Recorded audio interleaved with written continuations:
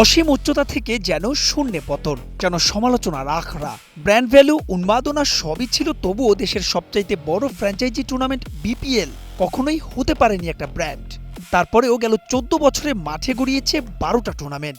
প্রথম আসর বাদ দিলে যার সবগুলোই যেন বিতর্কে, একটা ছাড়িয়ে গেছে অন্যটাকে। সাবেক বিসিবি সভাপতি মুস্তফা কামাল থেকে নাজমুল হাসান পাপন, হালের ফারুক আহমেদ কিংবা আমিনুল ইসলাম বুলবুল, কারো অধীনেই সমালোচনার ঊর্ধ্বে যেতে পারেনি বিপিএল। তাই হয়তো এবার ভিন্ন পথেই হাঁটছেন বিসিবির নয়া সভাপতি তামিম ইকবাল খান।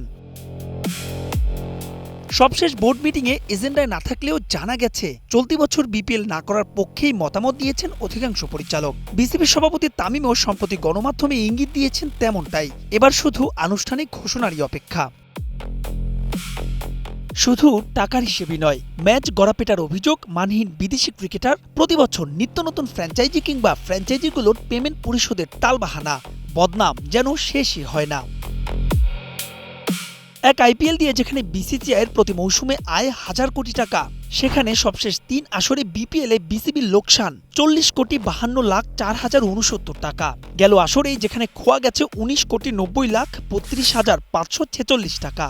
ফারুক আহমেদ বিপিএল করে বোর্ডের লোকসান করিয়েছেন 14,06,51,173 টাকা। লোকসান দিয়ে বিপিএল চালিয়েছেন নাজমুল হাসান পাপনও। গেল কয়েক বোর্ডের বিপিএল এর দায়িত্বে থাকা ফাহিম সিনহা এখনও বোর্ডের বিপিএল গভর্নিং কাউন্সিলের চেয়ারম্যান। তাই তো এবার ধীরে চলনীতি তামিম ইকবালের।